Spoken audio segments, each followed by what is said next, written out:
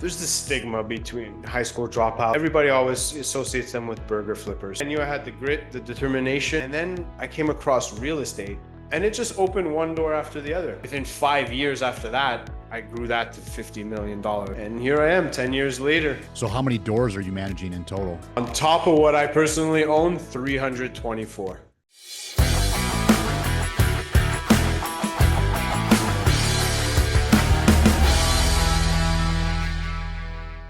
Welcome everybody to another episode of Raw and Relentless. I've got Giancarlo on. How you doing, buddy? I'm not bad, not bad. Yourself? I'm good. I'm good. Why don't you give everybody a quick intro about yourself, what you do, what you're all about, and we'll let it rip, man. All right, all right. Well, first and foremost, thanks for having me. Really excited to sit down with you and chat. My name is Giancarlo Carangelo. I'm based out of Montreal in Canada. I'm a real estate investor, property manager. I've been doing real estate now for 10 years. You know, I quit the 9 to 5 in 2016, shortly a year after I got into this. I started off basically just as a property manager before I became an investor. And you know, like for me, this was the path that I chose to take in my life. I'm a high school dropout, so I don't even have a high school diploma. But I knew, you know, I had determination, resilience. So I just took a leap of faith, dove in, and I never really looked back since, you know, and grateful for where I'm at, grateful for where I am at. And yeah, that's a little bit about me and how I got here. Man, you always hear about that success stories of people that like either drop out of college or even drop out of high school. You know, Yeah. some people just have that grind built into them where they just want to go, go, go. Yeah. Um, I have a buddy that owns some gyms up in Montreal. He owns a bunch of Oh, nice. gyms in Montreal. Nice. Yeah. So when you say real estate, like what asset classes are you investing in? So we're investing in multifamily, small plexes, 2 to 4 doors, you know, and we have some condos as well. But it's definitely revenue property, you know. So our bread and butter is the small multifamily, 2 to 4 doors. Wow. Okay. And how many doors do you have in your portfolio now? Right now, 27. Okay, nice. Yeah. And you're able to have passive income from the 27 where you don't have to have a 9 to 5 or anything like that. Yeah, I basically don't do the 9 to 5. My hustle is real estate, you know, and there's different avenues of that. So I got my rental income. I have still my management business going. Mhm. I started that in 2018, built that up to $50 million of assets under management, all through like third party clients, partners, and stuff like that. So how many doors are you managing in total? On top of what I personally own, 324. Wow. Okay. Yeah. And it's all in the Montreal area? Yeah, so we're in Montreal suburbs, so north and south shore of Montreal and the main metropolitan city. That's awesome, man. Yeah. What even got you into this industry? Like, I'm sure, did you have exposure in high school or when you dropped out or? You know what, man? I fell into this. I'm gonna say it like this. I fell into this by, I don't want to call it chance, but by fluke. You know, there's this stigma between high school dropouts, and everybody always associates them with burger flippers, right? Yep. And you know, when I dropped out, I was just like, I'm not a burger flipper. I know that, but I'm not really someone who likes school, you know? Mm-hmm. I knew I had the hustle in me. I knew I had the grit, the determination, very ambitious. And it took a minute to find my path, you know, what I liked, what I didn't like. And then I came across real estate. And for me, it was like, okay, I could do this with my lack of academic knowledge. Mm-hmm. And for me, it was right up there with becoming a lawyer, becoming a doctor. And I said, let me get into it. Let me start. I started off as a real estate agent before transitioning to a property manager and then ultimately just becoming an investor. And here I am 10 years later. You know what I mean? Haven't looked back since. So you actually got your broker's license when you dropped out of high school? I got it a couple of years after I dropped out. Yeah, I got it maybe I'm gonna say about 5 years after, I tried some various things along the way. I was always entrepreneurial mindset. So I Mm, always like I first business I started was a cleaning company where we would just clean, residential apartments, sure enough. And then we were doing, like we took on some painting too, all within like the residential apartment sector, hmm working for a couple independent property managers around Montreal. hmm And then when I fell into being an agent, being a broker, I said, okay, this is a good way for me to like learn the business hands-on before ultimately get going further, right? And it just opened one door after the other. Property management was a product of that because I learned very quickly that I wanted to work with investors and not home families, Right. right? Just because of the thought process behind it. Yep. More business, less emotions. And then they just kept calling me like, hey, how do I, now that I bought the property, how do I do this? How do I do that? How do I do this? And then I said, you know what? There seems to be a need. So I started my property management business, really thinking nothing of it, just taking it day by day. And then within 5 years after that, I grew that to $50 million of assets under management. Wow. So it was just like it all happened by fluke. But at the end of the day, I knew myself. I knew I was, I'm the type of person, if I go in, I'm all in and I don't half-ass it. Yeah. I give it 100% or I just don't do it. Yeah. Right. And then I just, yeah, fast forward all this time and I'm able to like, live my own life and do something that I enjoy doing. So, do you have a large team behind you that helps with some of this property management? Or are you doing it all solo or? So we're a small team. We're a team of, there's myself, and then I oversee four other people, Mm. an administrative assistant, a property manager, a rental agent, and then a maintenance guy. And within that maintenance guy, he has his own like team under him. So, but my immediate team is four people. And where are you looking to go from here? You obviously continue to grow. Do you want to grow more of your personal side or the management side, or what's kind of the goal with the business? I think property management is something that's always going to be there, just because it's its own like wheel right now. But I definitely right now what we're doing is we're expanding a little bit more internationally. Oh, really? So yeah, so we're looking into short-term condos, short-term rental condos in Dominican Republic, Hmm. and that's been a market that I fell in love with. I went there a few times. I fell in love with the city, the culture, the food, everything. And real estate is just so feasible there, and with the tourism that goes through there, 10 million tourists a year, fantastic for short-term rentals. Hmm. So we're looking into a few projects there, but we want to ultimately expand our investments internationally, or at least across North America down to the Caribbeans, you know. So are you buying these deals with 100% your own money or are you using investor money? What's it look like?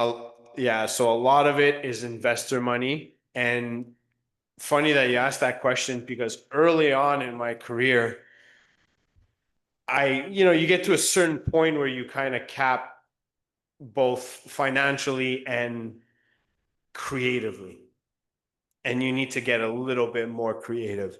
And that's when I learned about OPM, other people's money and leveraging investors for, the purpose of scaling my own business and my own portfolio, Yeah. you know. I would imagine that with your resume between what you own and what you manage, you should be able to scale pretty quickly buying assets because you know how to manage it. You're already taking on investor money. So, Yeah. have you ever thought about going out and buying like a 200 unit complex and taking that down with investor money and managing it yourself? Definitely, we definitely thought about, larger apartment complexes Mhm. and explored a little bit of the syndication model behind that, right? Where we're pooling 10, 12 investors, right, to purchase an asset that large. Mhm. I think that's the next plateau that we're trying to break, right? And it comes down to that creative mindset. Yeah. You know, syndications, huge way to scale in large numbers, like, you know, buying 100, 150, even if 50 to 200 unit block in one shot, right? Mhm. So and it's a formula within itself, essentially, Yep. right? So it's a whole different tier of creative financing, you know? And with the good thing about like, I was fortunate to have learned real estate before becoming an investor, whereas I learned property management before actually buying my own doors. Mhm. And I learned how to do things before I actually became an investor, whereas investors kind of do it the opposite. Yeah. They buy and then like, okay, how do we manage? Yeah. You know, Yeah. and when you're managing doors, whether you're managing 27, 320, or 200, you need to have system and structure, Sure. right? And it's easy to implement the system and structure when you have two, four, six doors, Mhm. as opposed to, you know, I just throw in a system after my 25th door Mm. and I got to get all these, you know, I got to bring everybody up to speed now, right? So What do those systems look like as a property manager? What should people be looking out for when they buy a property and they want to manage it? So I think like it depends on what type of management we're looking to do. So if we want to lift that asset, right, where we know it's an underperforming model and we know it's an you know, poorly managed property, then we definitely need to look at how we could lift the asset.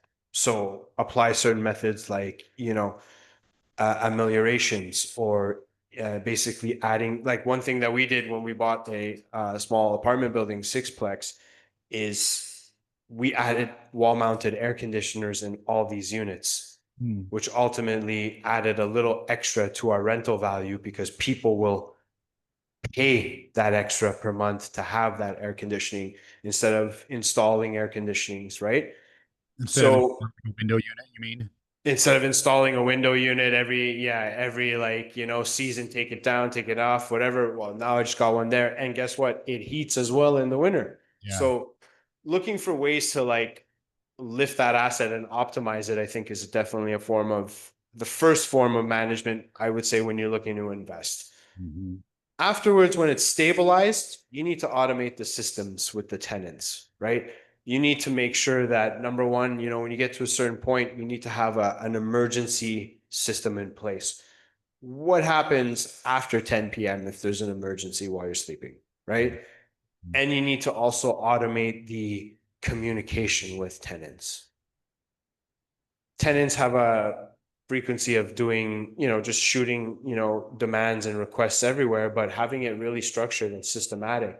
Well, like in our end, for example, if they have a service call, you know, if they have a service call, they know that, okay, they go here, they click this link, they fill up this form, Mm. it'll register the service call, we put it in the queue, and we assess it based on priority and urgency. And if there's an emergency, they know to call this number and hit this button and it Mm. transfers directly to the maintenance, right? Gotcha. Yeah. So you're utilizing, say, like a CRM to be able to handle a lot of those operational tasks, right? And automate these tasks and these systems, right? That makes sense. That makes complete Yeah. sense. So does that mean like, because obviously you, Giancarlo, you don't want to be called at 11 o'clock midnight to come and unplug a toilet, right? So you've got your maintenance guy. So does that mean your maintenance guy is always on call then? So my guys are trained to assess the situation, Mm. right? We're definitely on call, 100%. I think with the amount of doors that we oversee, you always have to be on call because, you know, there's between my personal portfolio and like the third party management and projects, you know, there's 350 doors. That's 350 chances of something going wrong every day. Yeah. Right? And it's like you got two doors, it's not bad. You got 20, it's a whole different type of level. And then you got 200, it's a whole different type of thing, right? Mhm. So when these calls come in and my guys will get a call, they're trained to assess the damage. What's going on, Mhm. Yeah. right? Register the different levels of emergency. Because what's emergency for us is not necessarily an emergency for a tenant. Yeah. You know, so if a tenant's calling us at 11 o'clock at night because she just lost power in the bathroom and the whole house has power but the bathroom, right? And now she can't ventilate when she takes her shower tomorrow morning. That might be an emergency for her, but for example, for us, it's something that could be Mm, damage controlled, and then we'll get there in the morning, mm, you know? And we tell them emergency is fire, flood, or death. yeah. So fire, flood, murder, I say, so if one of these things happen, yeah, that's an emergency. But something like this, which they think is an emergency, is not merited enough for our guys to leave their house at midnight to go fix, right? It's something that could easily be damage controlled until In the morning. Yeah, correct. I mean, that's the same way if you owned a home, right? Like Right. if you lost power on one side of your house, like no electrician's going to come out there at midnight to be like, all right, well, we'll be there in the morning. Or Right. in some cases, we'll be there in 2 days, you know? Yeah, exactly. Yeah. Exactly. So you're training your staff to basically have a structure as to, okay, here's what quantifies an emergency, a severity, moderate, and you've basically created a scale behind every service call. Exactly. As systems, structure. And at the beginning of my journey, I never had any of this, right? I was using the spaghetti method.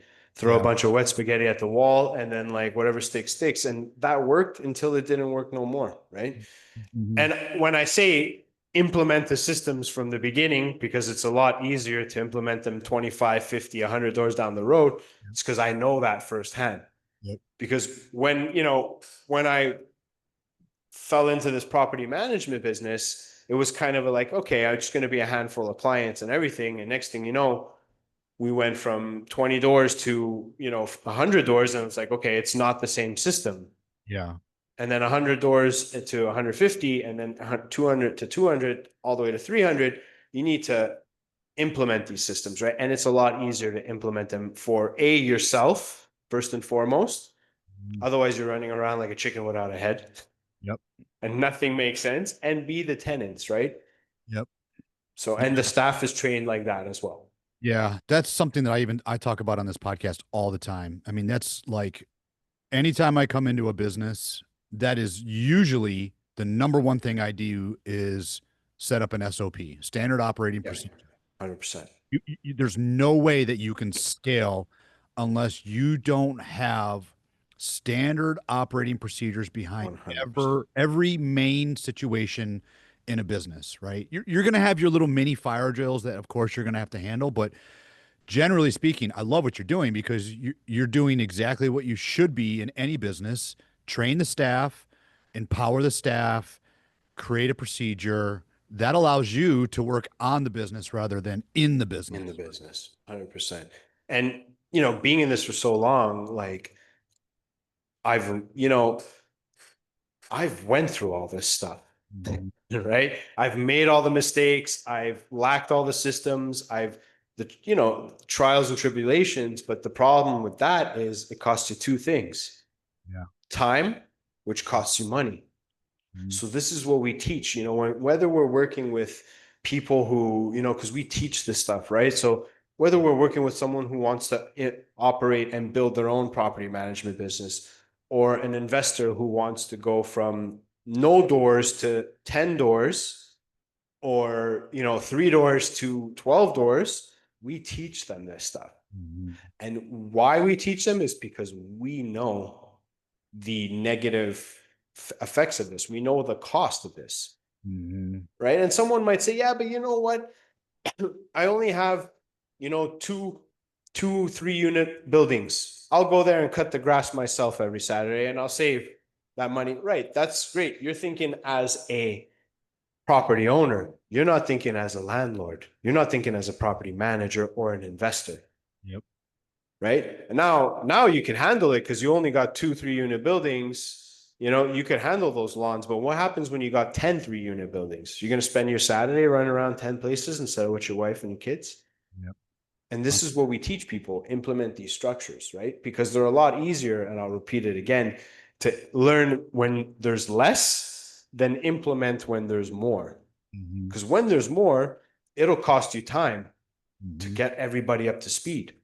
Yep. and bring all that together, right? So this is why we stress this when we talk and when we work with people. Like we cannot stress this enough, because I myself know firsthand Mhm. the negative effects of the spaghetti method. Yeah. Plus, it also helps when you have turnover, right? Employee turnover, because let's just say your maintenance guy leaves tomorrow.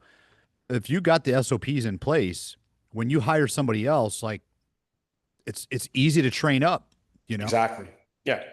We try to design a system like in anything I do, property management, in my investment business, in my, even when I consult at people or coach them, Mhm. we try to design a system and teach people to design a system that the wheel turns regardless every day. Who's there to turn the wheel could change, but the wheel's going to turn. Why? Because the system is in place. Yep. The person behind the wheel is just the person navigating, but the system itself is in place. It's easier to train people, right? And it's easier to fall into a system than to fall into chaos and try to make a system out of it. And it just makes it a lot easier for everybody. So I'm sure that one thing that could come across your plate as you scale is you don't have enough internal people to handle the service calls where then you've got to hire third party contractors, right? What does that look like? Do you tell your people, hey, we need to keep our contractor spend within X percentage of revenue or whatever, right? What does that look like so that you can balance internal versus external work that needs to get done? I think this is a great question, because good people are hard to find, Oh yeah. and it's so hard to find laborers nowadays, Mhm. right? And the problem is we live in a digital world, you know, so people are getting used to working with computers and not with their hands. And this is great for some people, but in my field, when I need tradesmen, it's hard to find Yep. good tradesmen. Yep. And more oftentimes, the people that I work with now, they're all in their 50s and 60s because that's the generation that they came from, right? So we try to keep them happy. We do have our internal team that are the people that need to, I try to feed them first. Mhm.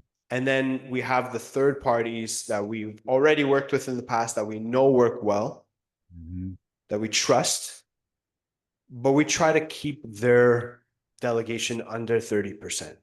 Okay. Our internal team needs to handle 70% of it. Mm. The 30% that we're subcontracting off to third parties is because 10% of it is we don't have time to do, and 20% is we need the specialists to take care of it. Gotcha. Right. So always around that 30% mark of what we hand off in subcontracts. So my next question is when you're managing these properties, what's a good rule of thumb of your expense to income ratio that you should try and keep a property to so that you still have profit and still have enough money for capex items, all of that stuff? What do you typically strive for in your expense ratio with these properties? Well, I think that maintenance, when it comes to maintenance, because every property needs maintenance, we try to keep these maintenance costs relatively low. Mhm. On a yearly, figure, we try to keep it 10%, 10, 12%, stretch it to maybe 15 for maintenance. Mhm. That'll leave us enough for CapEx, right? Where we delegate about, 25% of that to CapEx. And CapEx could be like, for example, one of the examples that I mentioned before is we bought a building. I bought a building. I said, okay, how could I raise this, right? How could I add value to this? I put in all wall mounted air conditioners, Mhm. you know, and things like this, right? So we always try to keep a small budget for CapEx as well. But when it comes to maintenance, because maintenance is reoccurring, capital expenditure, you're doing it yearly, you know Mhm. what I mean? But maintenance is something you might need every month. Yep. You don't know what's going to break, right? And it might be same building, different apartment, right? Or same building, same apartment. Yeah. So we try to keep that under like 15% is really our threshold for that. but it averages around 12. Gotcha. Yeah. And the rest of your expense ratio with all your other operational costs, what's the total to income usually look like? Like 30%, 40%, 50% of total income is Yeah, like the taxes and the floating costs and energy costs and everything are they approach that 30% mark. gotcha. Between taxes and some of the carrying costs that we have, like for example, some of our buildings have common areas. Mm-hmm. Those common areas are heated by Mm-hmm. us, and electricity is by us, right? Mm-hmm. Whereas garages, for example, a lot of people don't understand this. Yeah, it's great to have a building with an indoor garage. If you got a 20 unit building that has 10, 12 indoor parking spots, who's heating that indoor garage? We Mm, are. And people don't see that these are little things that will definitely fall into that, you yeah. know, cost. And depending on the size of the property, they push 30% right there. That's it. I mean, you're really what you're saying is it's basically a 70% gross margin business before debt service, right? You got to Right. add your loan and interest, principal and interest in there, but that's a great margin. Plus, you get, I don't know how Canada works, but in the US, you get the depreciation as well for your taxes. Yeah. We get this here. We get it mainly on commercial properties for sure. Like you're buying 6 units and up, you apply depreciation for sure. Mhm. Residential, it's a little less, utilized in the residential game for anything under 4 or 5 units for sure, but depreciation's another one. And ultimately, like especially from a optimization standpoint, over here in Montreal, our rents are capped. They're regulated. Oh, really? Yeah, they're capped. So we have a landlord tenant board in Montreal that tells us every year what we're allowed to raise without doing nothing to the property. Yeah, I know it's crazy. I see you saying, "Oh my God," there, and it's like, yeah, it's insane from an investor standpoint. It's insane Yeah. because during the COVID era, there was one year where they told us you could only raise 1% uh, Oh, per gee. door. And it's Wow. like, okay, but now what happens? My taxes went up. Mm. My taxes went up 5% from one year to the next. Does it make sense that I could raise 1% here? No. My insurance costs went up. We had, so this is a great example. Back in August here, August 9th, 2024, Montreal had record rainfall. 220 millimeters of rain fell in less than 5 hours. Jeez. 70% of the city basements were underwater. Mm. What happened with all those insurance payouts? Insurance had to pay out, Yeah. right? And we're talking, I myself, I was fortunate enough to only have 6 buildings that flooded out of everything that we oversee, but they were ranging from $30,000 to $70,000 in repairs Mm. Per building. per building. Yeah. So times 70% of the island, whatever. So the insurance has to do all that payout. So what's going to happen next year? Even to the people that didn't file that claim with their insurance, their premiums are going up Mm. because all the insurance companies have to pay out. So now guess what? Whether you made a flood claim or not in 2024 because of that rain, your premium is going to go up just like everybody else. So the rent control kind of impedes that. So we always got to think of ways that we could improve the buildings, spend a bit of money on the buildings for tax write-offs, number one, and for purpose of raising the rent. Because at the end of the year, we're given a certain percentage that we're allowed to raise. But if we include tax increases, property management fees are included on that as well. Insurance and capital expenditure and maintenance, we could ask for more money, right? Mm. So we optimize that way, but you need to spend money to always try to add something to the building. We had something very similar here in the States, nowhere near where what you're dealing with, but in terms of getting capped. But I know that, especially as of recent, like for example, Florida, Yeah. Florida with all of the hurricanes that they've been getting on both sides of the coast, I've seen their insurance rates go from, say, $400 a door to $1,500 a door in a matter of a Right. few years. Well, Right. I mean, the landlord, the owner is not going to absorb that cost because then they'd be underwater. So they have to pass it on to the tenant, right? Right. That's why you're seeing these rents in Florida and Texas that are just they're going through the roof, you know? Yeah. It's hard. I think this brings up a very important point for anyone that's interested in getting into this business, especially if you have a 9 to 5. I think that a lot of people can't start as early as you, right, Giancarlo, because they might have a family they got to worry about. They're limited on capital, but they want to get in, right? This is exactly where we help and you help people Yeah. investing into properties for them, right? So they don't got to worry about all of this day-to-day operational stuff, right? Right. They're not the one getting the calls at midnight to go unplug the toilet or fix the electricity, right? You can still invest into these properties, get the same benefit as the owner, but you're not having to deal with all the operational bullshit. Exactly. And that's the thing, like the operational bullshit takes time, man. It takes and when you got a certain amount of doors, you realize how many problems Hmm. there are.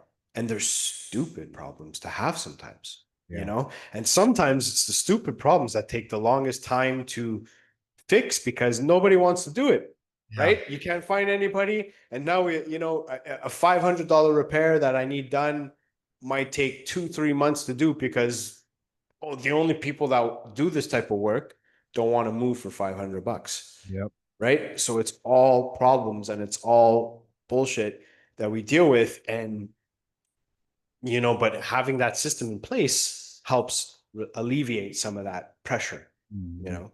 Mhm. Yeah, totally. Yeah, I mean, I've got a few buddies that own, you know, thousands of doors, and they say the same thing that you're saying. It's either it's either they're either going to increase their payroll to cover all of these maintenance items, or they're going to have to increase their contractor spend to cover all these items. But then if the property manager is not managing the property correctly, especially at that scale, right? You've got property managers that, because some people are like task based, right? They just want to check Right. the box. Right. And so they don't care if the payroll is high and the contractor spend is high. They just want to Right. get it done. But Right. there's got to be a balance to the business where you're managing both the cash flow and the expectations of the tenant as well so that you could be a good landlord. 100%. And you have to manage because especially when it comes to like tenants and in property management, we need to manage their expectations too, right? Because sometimes they'll just, I get it and they'll just be unrealistic with their expectations, Yep. right? To them, it doesn't seem like something, but because they're not the ones that have to do the work. You know what I mean? And I think it's also about like, for example, a large part of it is stabilizing, Yeah. and so the buildings that I bought, I found these opportunities when no one saw them, and they were poorly managed buildings. I bought a 3 unit building right out in the suburb of Montreal where was completely underutilized and poorly managed. And we lifted that asset, we bought that asset, we lifted that asset. That thing was making, when I bought it, that thing was making 1250 a month rent for 3 doors. So that's on average $420 a month. Hmm. I've managed to lift that asset to $2,700 a month, all 3 units. Wow. Because I saw that, okay, this guy doesn't know the type of product he has. He obviously doesn't know the rents in the area. And, maybe some of the tenants have been there long term or whatever, but your asset's underperforming and it's mismanaged. So Yeah. we come in, we apply our lift strategy, we renovate it, we optimize it, and now it becomes a property that's worth its true potential. Yeah. And that ultimately, with that particular property, doubled the value in it. Hmm. Yeah. It doubled the value because I was able to lift those rents, 14, 1,500 bucks from one year to the next and optimize that building, I right? think I think that's another important point that I think a lot of people don't think about is your turnover rate. If Right. you've got tenants that have been there for years upon years upon years, which is great, right? But In like you one said, sense. yeah, in one sense, but what that probably means is that the prior owner or the current owner is not raising rents because they just want to keep everything safe, right? Right. And so there is a balance again to increasing rents to the point where you're turning over, but you're not turning over a shit ton every month or every year. Yeah, and I love that you mentioned that point, and I love that you brought that up because I think there's a difference between owners and landlords, right? Owners never really broke free of that emotional barrier between them and the investment property. Yeah. Investors have no emotional attachment, so they understand that we are in the business. This is a business, and we are in the business of providing housing, right? And unfortunately, that requires us to spend money into our product. And unfortunately, it's gonna reflect that in the value of the asset and the value of the rents. And I think when it comes to turnovers, I speak to a few people. Like my first property that I bought 27 doors ago, I played it safe. You know what I mean? I bought a 2 unit with stable tenants that have been there. One was there for 37 years at the time. And the other one, yeah, and the other one was there for 22 years. And I said, yeah, great. Like I played it safe because I hadn't broken that emotional barrier yet. Right. But then and people do that and that's great. But especially in Montreal, you're capped to how much you could ask for. Yeah. And then I have, people that I work with and people that, we help. They say, I want to turn it over. And I really think that this is the sweet spot every 3 years. Mm, I don't want a tenant to stay there for more than 3 years because what happens? A, well, they wear and tear the building more, B, every 3 years you could refresh, optimize. Whereas you have somebody there for 30 years, yeah, that's great in one sense, but 30 years later, it's no longer a refresh that that apartment needs, yeah. right? It's a Yeah. full rehab, Yep. Yeah. Good point. So every 3 years, I think is the sweet spot, refresh, so on and so forth. And just, understand that it is a business. We are in a business. Mhm. Somebody I work with, she said, hey, I have a tenant's been there 2 years. She just got a dog. Her boyfriend got her a dog for Christmas. What do I do?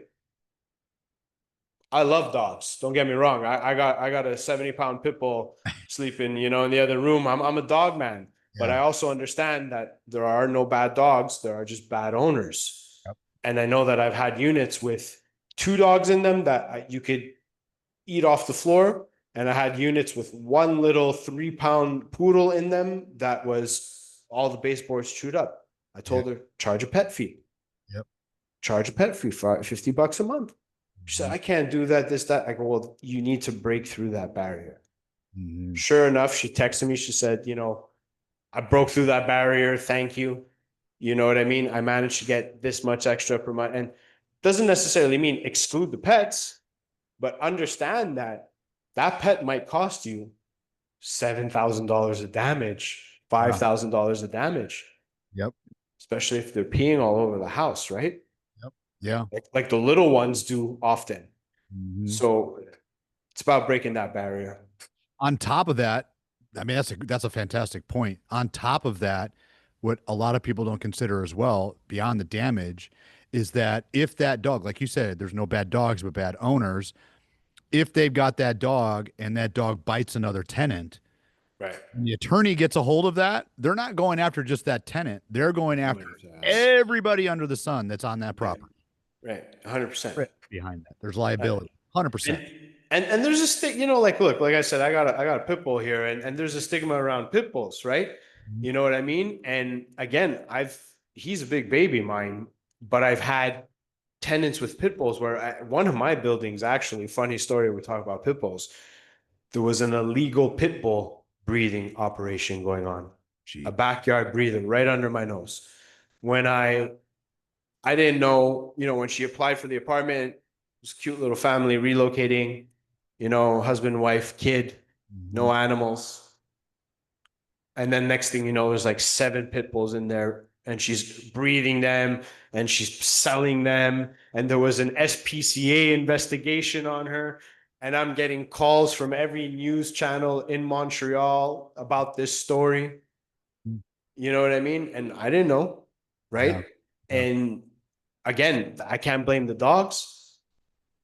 I blame the owner, right? And Yeah. that's what it is. And so now, like, unfortunately, she caused a lot of issues in that building with the dogs and with the animals. But again, that doesn't necessarily mean I won't allow animals in that building. I'll just understand who I'm allowing in that building, For sure.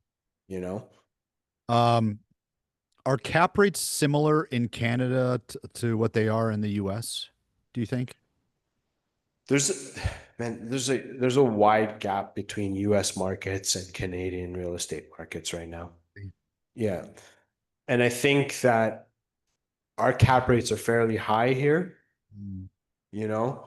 On average, we're seeing, depending what we're buying and how much you're putting down, but on average, we're seeing about 15 cap rate. Whoa. Yeah, 12. If put it this way, if you catch a cap rate 10, a cap rate of 10 in Montreal, it's considered a decent investment. What? It's We would kill it's for 10% cap rates here. it's considered a decent investment. Wow. Wow. Yeah, Huh. And you think that's probably tied to the you guys have the rent caps, right? right. Yeah. Yeah. Yeah, and that kind of that impedes us a lot, because the thing is, when we're buying property down here, yeah, we look at the purchase price versus the revenue that it's generating versus the revenue that it could generate. Yeah. There's like three different things here. But the problem is, if I'm buying a building that's bringing in $40,000 a year in revenue, but I know it could bring 60, Mhm. that's not the problem. The problem is, how long is it going to take me to bring it from 40 to 60? Mm. That's the issue. And that kind of impedes on our planning, our projections. Because we'd love to lift it from 40 to 60,000 in 2 years. Mm. Reality is it might take six. Really? Yeah, because by the time you get the tenants out and everything is controlled here. Yeah. Our tenant rental board is built for the tenants. Mhm. So sometimes we'll try to take over a property, the tenants will fight it and they'll win. And that same tenant will get her rent increase that is by the percentage that we're allowed. Because, okay, fine, you don't want to leave. We're at least entitled to our rent increase. And then she'll fight it and she'll win. Oh my God. So, how can I properly plan my investment when in reality, I know it'll take me 2 years to lift it, but because of setbacks, because of this, because of that, Mhm. because of the way it works here, it might take me six. Mm. Unless you start paying cash for keys. Yep. But then you got to calculate that, right? You got to calculate that into your buying price. Yep. Cash for keys, sure, but the problem with cash for keys here is you offer a certain amount, they'll ask for double because they know. Yeah. So if I only budgeted a certain amount per door cash for keys, but they all want double, Yeah. that comes into my capital investment, Absolutely. and that's where it's hard to kind of project. Is that pretty much all of Canada, or is that more specific to Montreal? So Montreal and Toronto, I think, have it the worst when it comes to landlord rental boards. I'm always looking at the markets. I'm always listening to stuff, real estate news. And I actually heard it on the news the other day. There was a Toronto landlord that was waiting over a year for his court case to evict a tenant who hadn't paid rent in 11 months, owing $39,000, Wow. right? And some of these landlords, the guy only has one or two properties. Mm. He needs that rent money. And yeah, either even if he wins the court case, you probably never see that money. You'll never see that money. because by the time you recuperate it and find it, there's ways to collect 100%, right? There's ways to collect, but that could take a year, could take 10 years. So consider it lost. When you Yeah. get that far, consider it lost. That's what I tell everyone. Like, if this ever happens, this is worst case scenario, consider it lost, because unfortunately, this is the provinces we live in. Alberta and Nova Scotia are more landlord friendly, Mm. less court delays, less rent caps, Mm. right? So, but I think that Montreal, Toronto are two of the cities, and Quebec and Ontario are two of the provinces that have it hard when it comes to that. So I'd imagine then that to do business in DR, Dominican Republic, has got to be way easier. 100%. Better returns, I'm sure, as well. 100%. 100%. We're looking at, I'll give you a great example.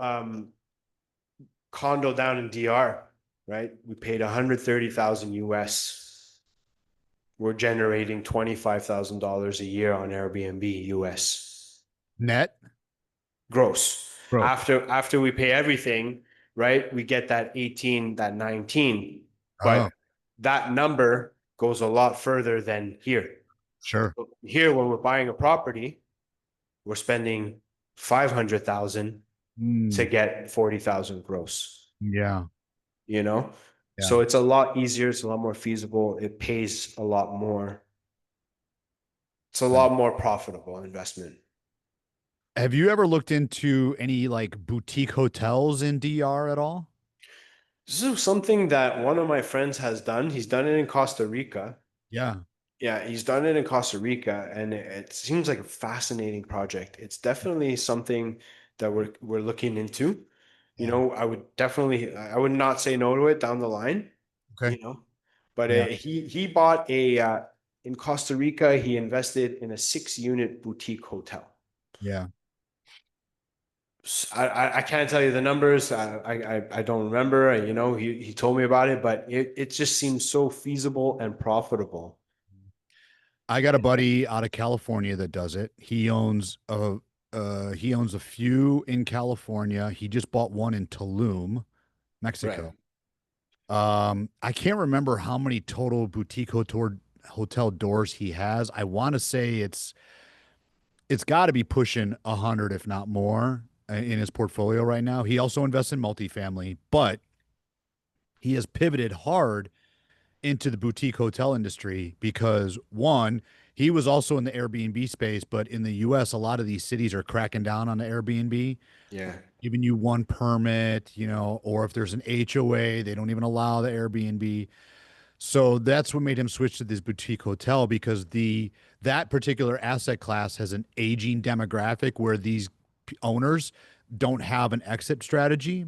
Right. He goes in, he renovates these things, turns them into badass mini hotels, with pickleball courts and like arcades and all this stuff.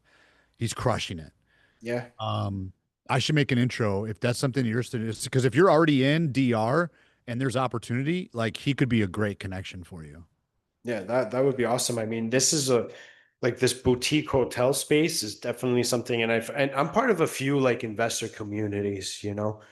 And people are always doing different things. And one of these members, he was doing this thing, and I was just like, seems such like an interesting thing, Yeah, and it's like, because I like that you mentioned the whole Airbnb cracking down thing, because Montreal too, they cracked down hard.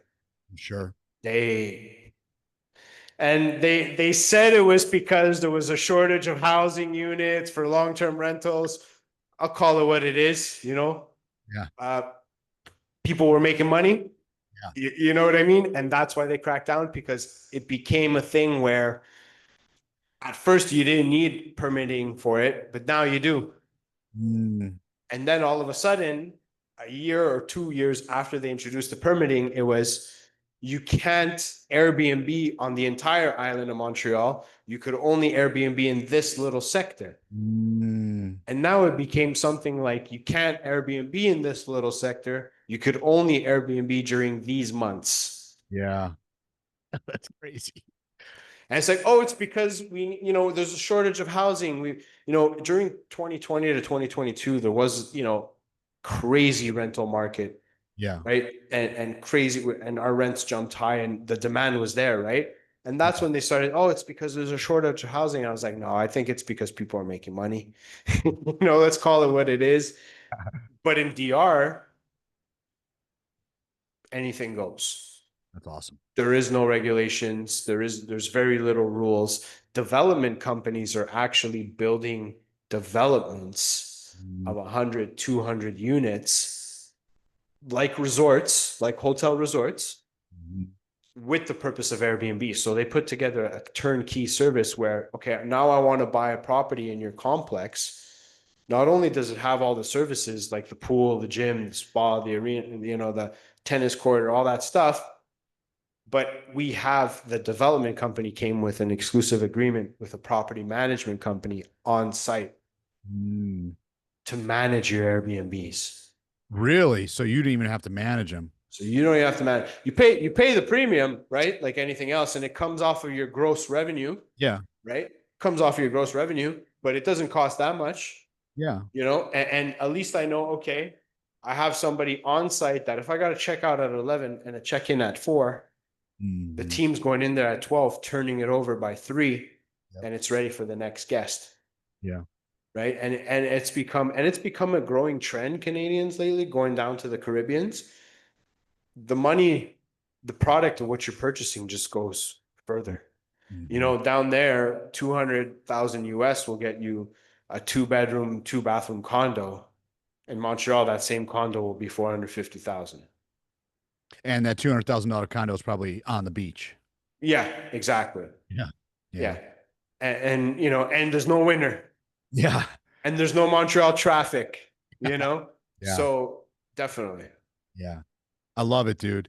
Yeah. Are you on social media? How can everyone get a hold of you, learn more about you, or try and work with you? I'm definitely on social media. I'm very active on Instagram, Carangelo Real Estate, Carangelo Real Estate. Other than that, I'm on everything else, Facebook, LinkedIn. I'm pretty easy to find when it comes to the digital world. I'll be sure to add that all to the show notes. My man, thank you so much for coming on. I loved our conversation, and Thank you. I'd love to talk to you again in the future and see you go from 300 to 1,000 doors managing and owning. Yeah. Thank you. Thank you. All right, bud. Appreciate it.